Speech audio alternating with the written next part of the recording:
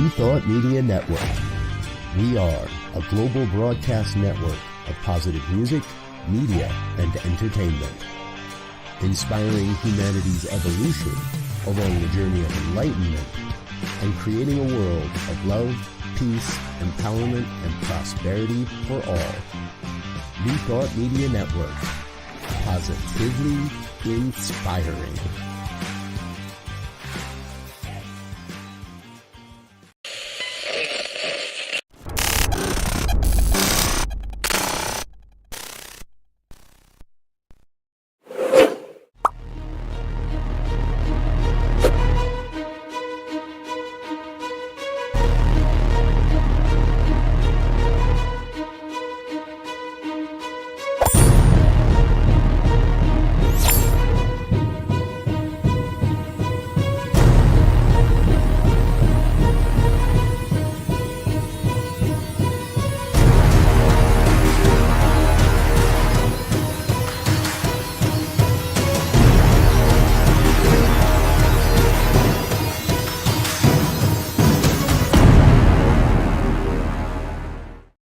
Yes, hello again, dear ones. Dr. Robert with you here on a Friday evening. It's 5 o'clock on the Mountain Time Zone, and that means it is time for the good news. That opportunity I take every week to take a look at the good news stories happening in the world that find their way to my desk, and I believe will inspire and uplift you to sharing some good news in your world as well. Thank you for being with us.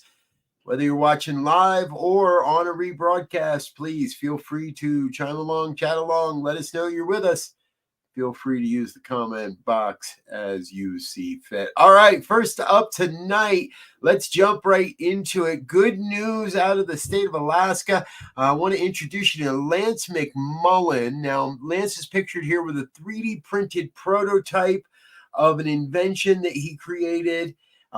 It's all part of a startup called Sitkana, which last year managed to cobble together $90,000 in seed money.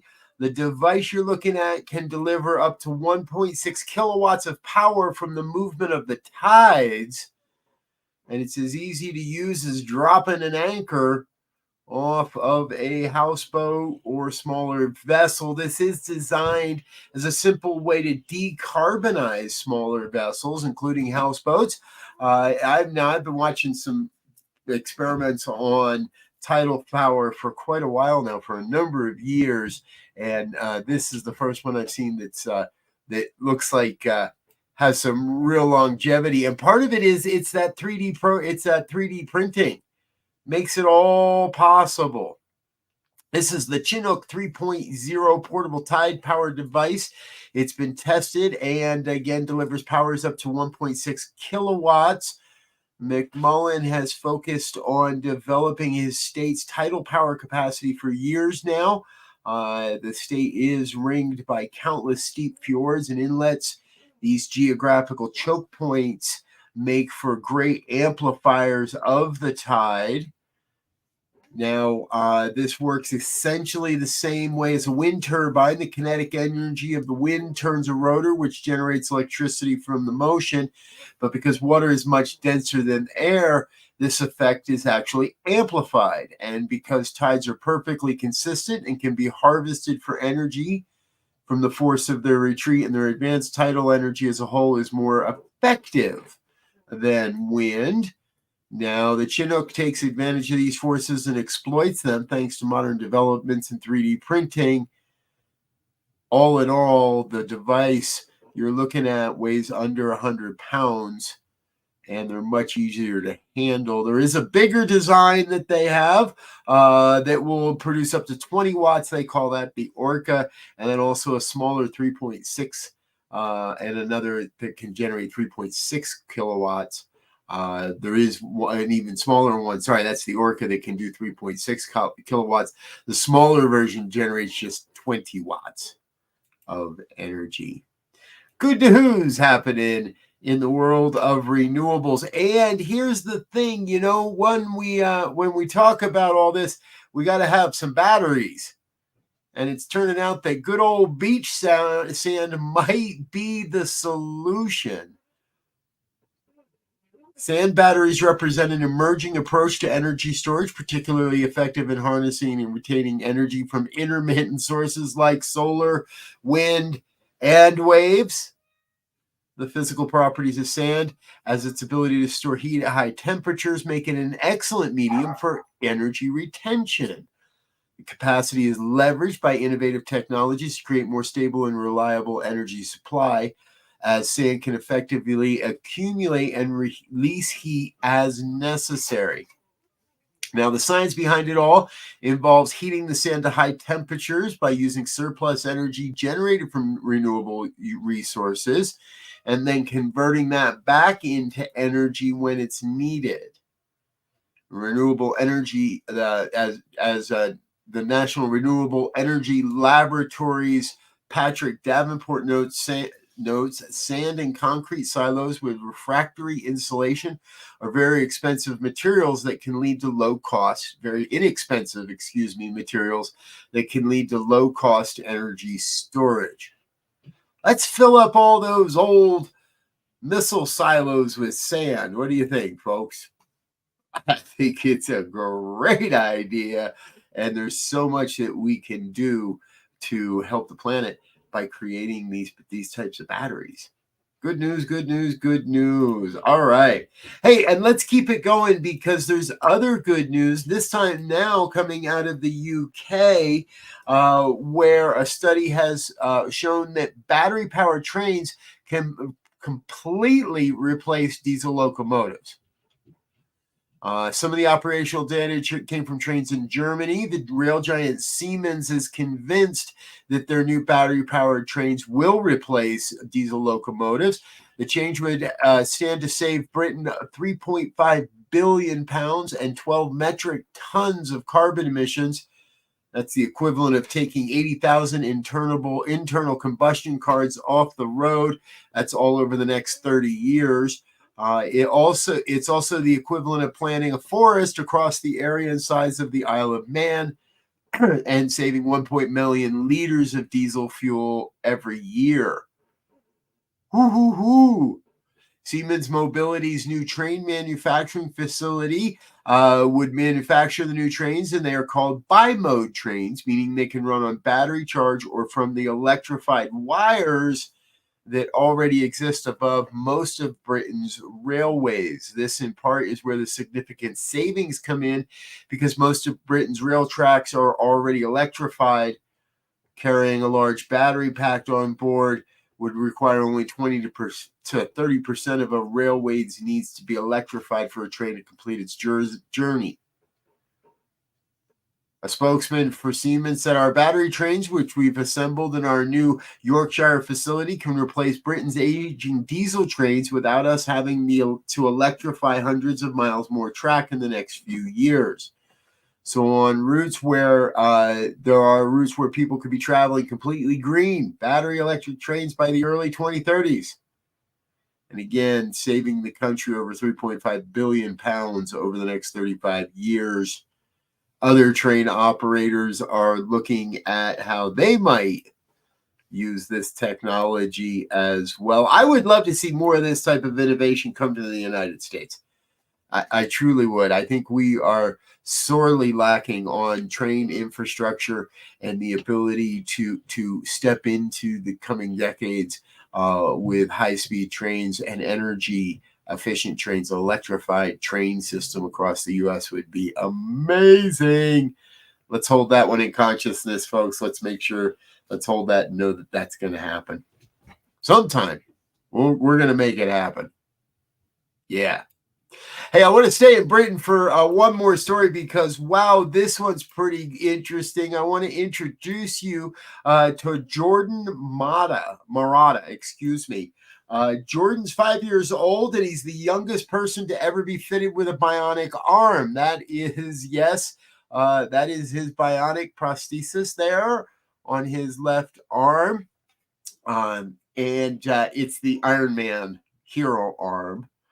Now, normally the company that creates these say that wouldn't even talk to somebody that isn't at least a couple of years older than Jordan due to body size and muscle mass. However, his mother, Ashley, said that they were in New York, and there's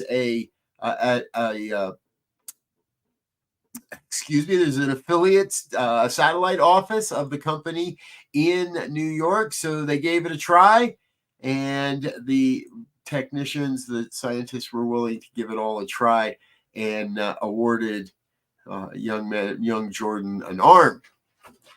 He immediately has taken to the prosthetic and is even riding his scooter two-handed now, which he says is his greatest joy. His mom says it's great to see him doing this. Jordan's got some advice for anybody that might be working with prosthetics, and that is don't give up. Just don't give up. Ashley said she's also most lucky that her health insurance covered the cost of the arm, as Jordan is already using it in day-to-day operations. Congratulations, Jordan. Another step forward, folks, in how we're going to be able to serve and support those with birth defects and other maladies. A bionic arm for a 5-year-old. I got to love it. Going to change that young man's life real soon. All right. Hey, we're going to take a quick break and let a couple of our sponsors say hello. However, we've got more good news stories coming up in just a moment here on the good news. So please don't go away. Come right back. We'll be here bringing you more good news after these messages. Stay tuned. People of African Descent New Thought Group proudly presents Celebrating Our Soul, Consciously Creating Change at Unity Village. Thursday, August 1st through Sunday, August 4th. Some of our greatest keynote speakers, some of our finest musicians and vocalists, some of our amazing and experienced panelists, and some of our fabulous masterclass presenters will be there for you at Celebrating Our Soul, Consciously Creating Change at Unity Village this summer. Regular registration ends June 30th, so don't delay. Register today at padntg.com. Sponsorship opportunities are available at padntg.com. Volunteer opportunities are available at padntg.com. Go there now, padntg.com. See you there. The New Thought Men's community proudly presents New Thought Men's Summit, Foundations, an online conference, September 22nd through 27th. Register today at www.newthoughtmens.community, featuring 22 New Thought speakers, ministers, and visionaries, sharing their wisdom of modern spiritual masculinity. New Thought Men's community, empowering wholeness, centered in spiritual living. Yes. I want you to know that I am personally very excited for the Men's Summit, part of the New Thought Men's community. I will be presenting and am one of the featured speakers and presenters in their summit. So real happy to be doing that, sharing that with our brother Eamon Duffy, great minister, sometimes guest here on New Thought Media Network. Be sure to watch for more information on that as we go.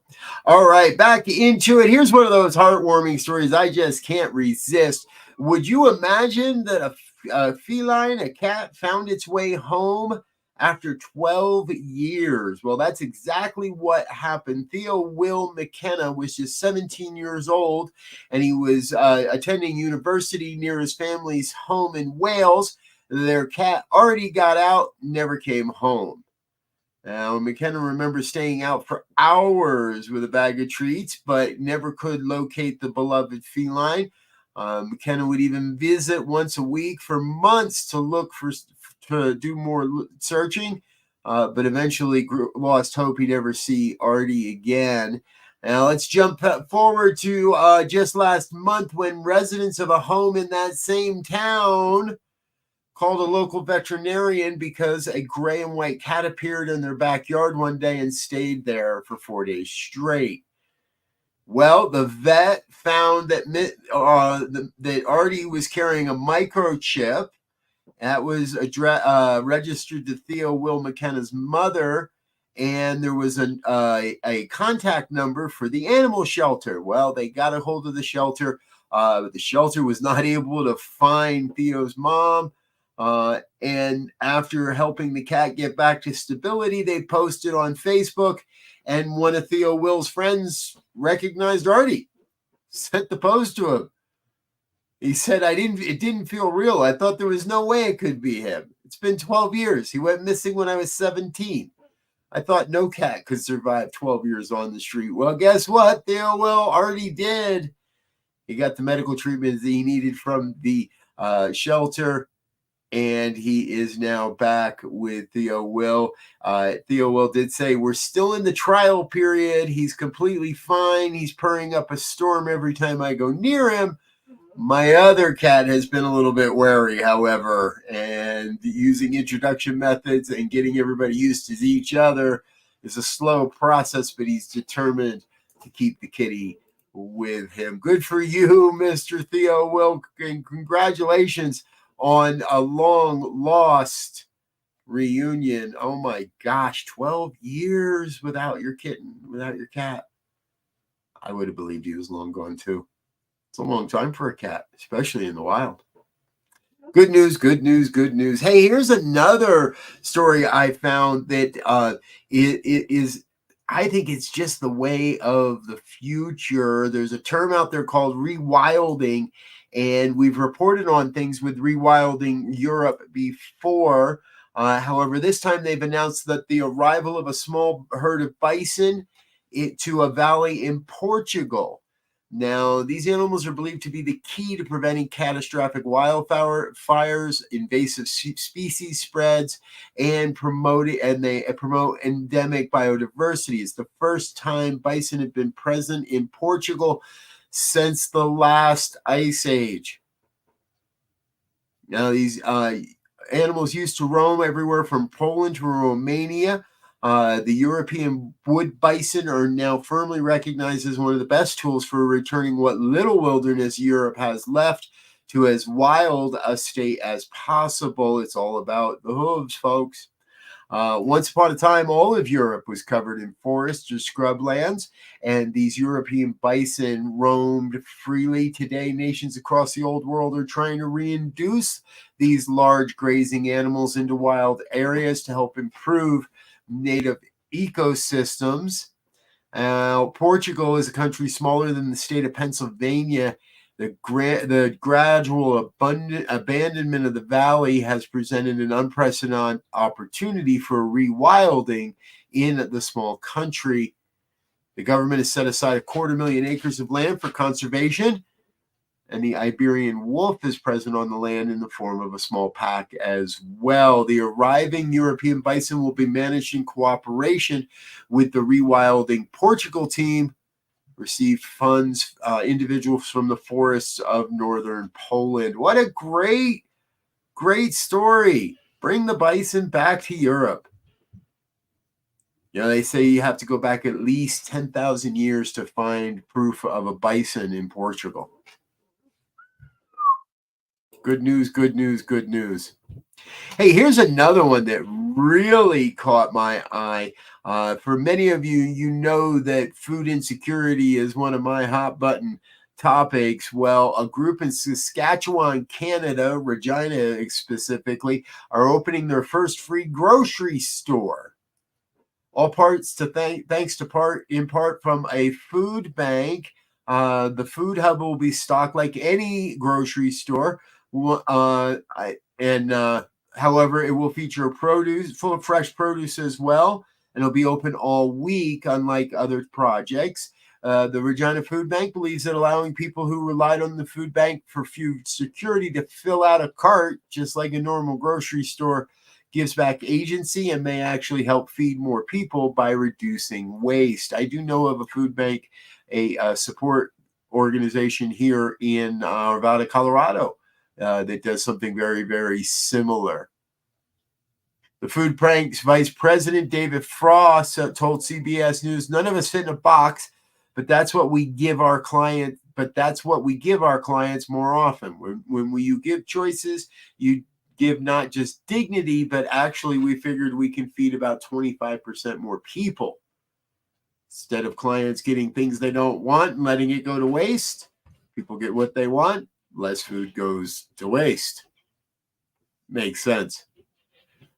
Now, in Canada, food banks do not receive government subsidies, so Fro and his colleagues had to look for private donations to raise the estimated 3.7 million Canadian dollars they needed to get the food hub off the ground. Some of this came from piggy bank-sized gifts, but they also did receive an over $1 million Canadian donation from the Mosaic Company.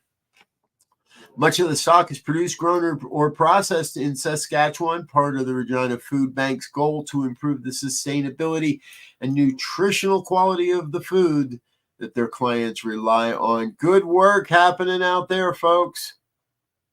Thank you so much for being part of the solution and not part of the problem. Hey, folks, we're going to take one more real quick break and make sure we say thank you to our organizational sponsors and individual donors. But we've got more good news coming up after the break, including this week's Hero of the Week. And you don't want to miss this one. So stay with us. Stay tuned. We'll be right back after these messages.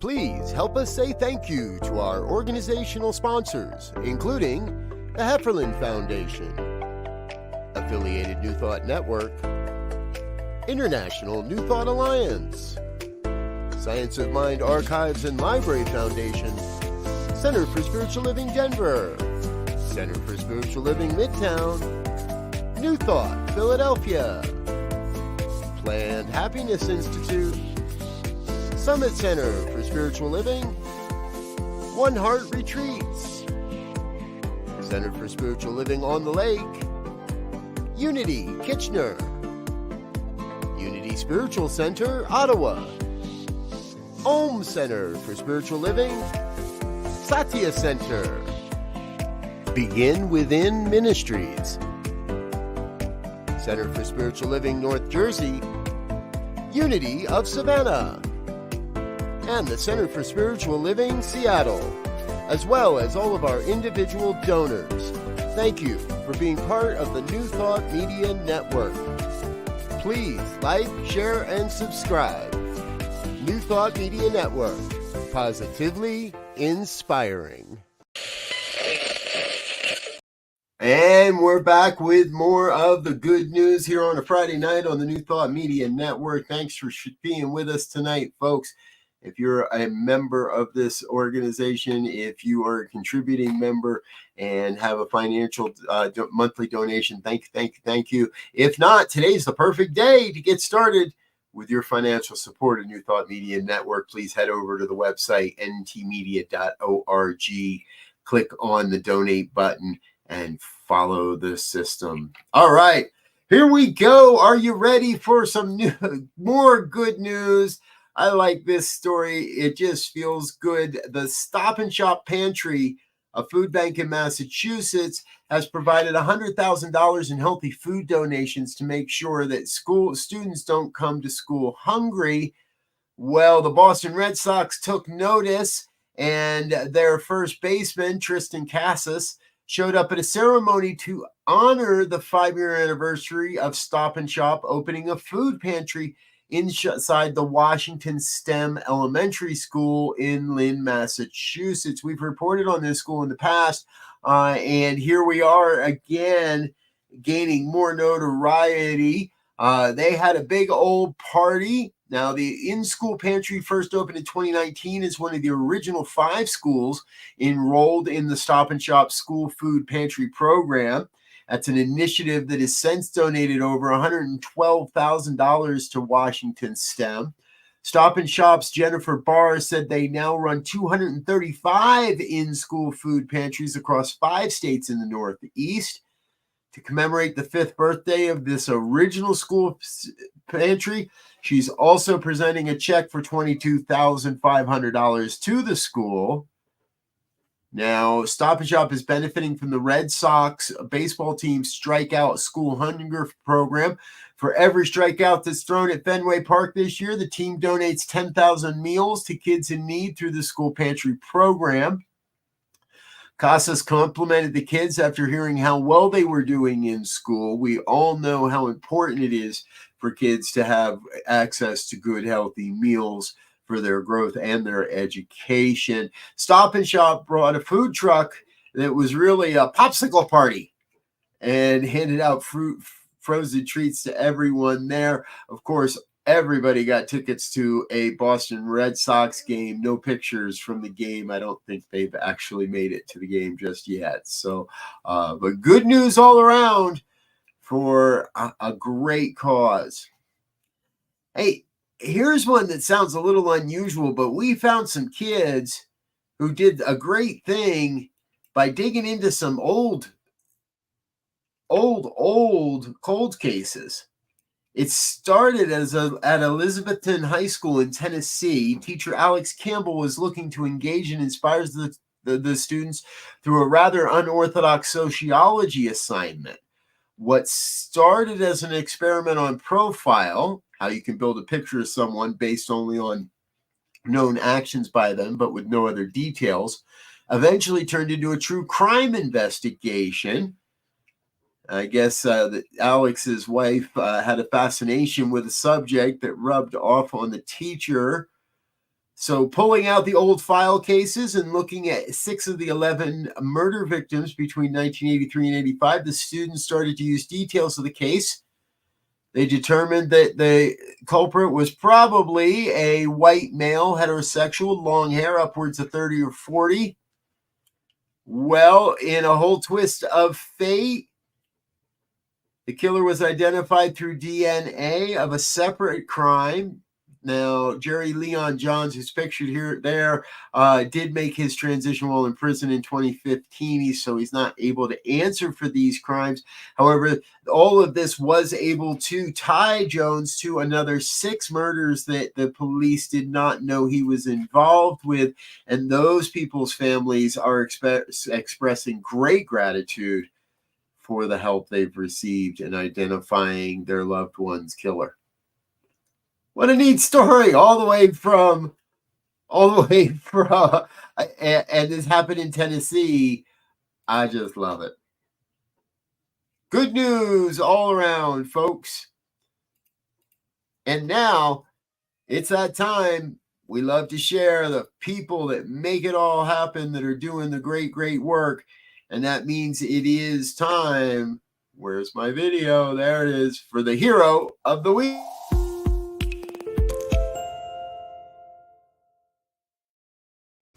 This week's hero of the week, we'd like to introduce you to Freddie Corbett, 15, and Harley Hollingsworth, 16. They acted swiftly when they saw a distressed man jump onto the tracks at Bolton upon Dearne train station in South Yorkshire over the weekend. Spending a lot of time in England this week. The friends, waiting for the last train home on a Saturday night as their 11 o'clock curfew approached, noticed the man and heard him express his intention to end his life. Freddie said, "You're not doing that, mate," and without hesitation jumped onto the tracks despite an oncoming train. Harley, who also leapt onto the tracks to help, said, "I wasn't worried about the train. I just wanted to make sure Freddie got him off the tracks. We could see the train's headlights approaching, but it was not a very long bend." Freddie added that the train arrived about 45 seconds after they got the man off the tracks. The man just kept saying, "You're good lads." You could tell he was struggling. While awaiting help, Freddie and Harley had a heartfelt conversation with the man, learning about his troubles. Gary Robinson, a Network Rail employee, praised the teenagers for their life-saving actions. Kids often get a bad press, but with humanity like what these lads showed tonight, we're in safe hands. Freddie's father, Billy from Golthrop, expressed his pride, saying both parents felt it was about time we had some good news and good press about our kids. Harley's father said, I was buzzing. I'm bursting with pride. He's just a typical grumpy teenager, but clearly he has a heart of gold. Yes, gentlemen, you both have a heart of gold, and we want to thank you for being our hero of the week. Folks, I've run a little long tonight, so I'm going to get out of here and let you get into your Friday evening. Please come on back in about a half an hour. Reverend Michael Mangus is here with our Friday fireside chat. We've got evening prayers at 8:15, and tomorrow morning, Reverend Rodney Gittins will be with us for the Science of Mind and Spirit Conversation series. That starts at 9 a.m. Mountain. Of course, we have our morning prayers at 8:15. Until next time, I want to thank you for being with us and wish you peace and richest blessings. Bye now.